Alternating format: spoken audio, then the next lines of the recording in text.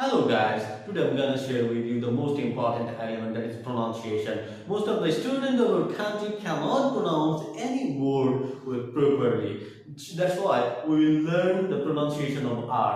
যখন আমরা English movie কিংবা কার্টুন কিংবা কোনো লেকচার শুনে থাকি তখন দেখা যায় যে নেটিভ স্পিকার যারা আছে তাদের মনে হয় যে তারা আর ইউজ করে না, আর এর উচ্চারণ করে না। কিন্তু কখনো কি আপনি দেখছেন যে রেড এইটার উচ্চারণ এই করা হয়, ম্যারি কখনো কি বলা হয় মেন বলা হয় না, রিদম এটাকে কি কখনো কেউ ইদম উচ্চারণ করে? No, never, it always pronounce rhythm. Okay, so আগের উচ্চারণ ডেফিনেটলি হবে, তবে তোমাকে শিখতে হবে যে কোন জায়গায় আর এর উচ্চারণ করতে হবে আর কোন জায়গায় করতে হবে না। So let's start. আমরা দেখব যে আর এর পরে নরমালি কয়টা শব্দ হইতে পারে?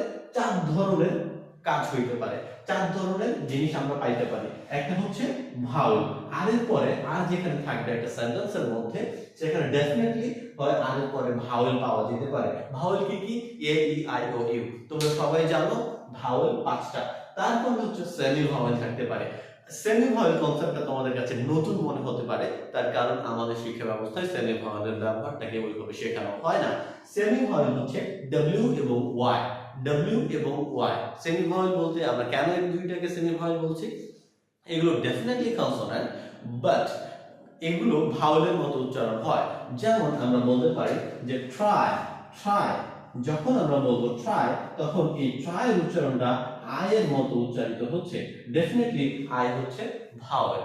ওকে, সো যখন এই ডব্লিউ এবং ওয়াই ভাওয়েলের মতো উচ্চারণ হয় তখন সেগুলোকে আমরা বলি semi vowel, because these are consonant but works as a vowel. That's why these are called semi-vowel. Okay, তো আর এর পরে কনসোনেন্ট উচ্চারণ হতে পারে, কনসোনেন্ট থাকতে পারে, আর এর পরে আরেকটা জিনিস থাকতে পারে, সেটা হচ্ছে পাংচুয়েশন। ওকে, পাংচুয়েশন, কমা, ফুল স্টপ, দা, এগুলো থাকতে পারে।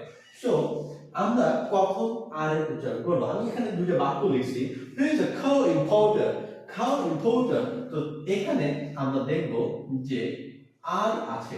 ওকে, here is a cow importer, importer কার আর পেয়েছি, আর ডেফিনেটলি আর এর পরে আমরা কি পেয়েছি? আই পেয়েছি, আই ডেফিনেটলি ভাওয়েল। সো আর এর উচ্চারণ এই জায়গায় করতে হবে, কিন্তু এই যে এখানে আর আছে, আর এর পরে টি কনসোনেন্ট, সো আর এর উচ্চারণটা হবে না, আরটাকে আমরা কেটে দিব। ওকে, তাহলে উচ্চারণটা কি রকম হবে?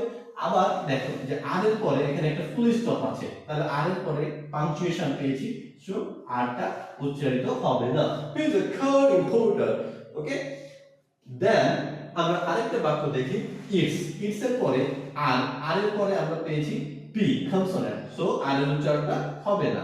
আবার দেখো প্রাইস, প্রাইস এর আর এর পরে আমরা ভাওয়েল পেয়েছি, সো আর এর উচ্চারণ করতে হবে। ওকে, তারপর ম্যাটার, ম্যাটার এর পরে আমরা পাংচুয়েশন পেয়েছি, সুতরাং আর এর উচ্চারণটা হবে না। It's a surprising matter.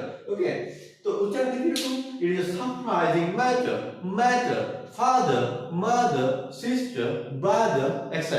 Like this way, we have to pronounce R. So, আমরা মনে রাখবো, এই দুইটা জিনিস মনে রাখবো যে আর এর পরে যদি আমরা কি পাই? কনসোনেন্ট পাই, তাহলে আর এর উচ্চারণ করতে হবে না। আর এর পরে যদি পাংচুয়েশন থাকে তাহলে আর এর উচ্চারণ করতে হবে না। ওকে, সো তোমাদের পাশে তো অবশ্যই বই আছে, তুমি যে ক্লাসেই পড়ো বই থেকে আমরা এইভাবে খুঁজবো যে আর এর পরে কনসোনেন্ট যদি থাকে তাহলে আমরা আর এর উচ্চারণ করব না, আর এর পরে যদি পাংচুয়েশন থাকে তাহলে আমরা আর এর উচ্চারণ করব না, অন্য ক্ষেত্রে আর এর উচ্চারণ করতে হবে। মাথায় থাকবে তো? সো আজকে থেকেই নিয়মিত প্র্যাকটিস করা শুরু করো। 5 দিন নিয়মিত প্র্যাকটিস করলে অবশ্যই তোমার প্রনাউন্সিয়েশনটা আর এর বিষয় নিয়ে পরিশুদ্ধ হয়ে যাবে। ওকে, সো দ্যাটস ইট টুডে।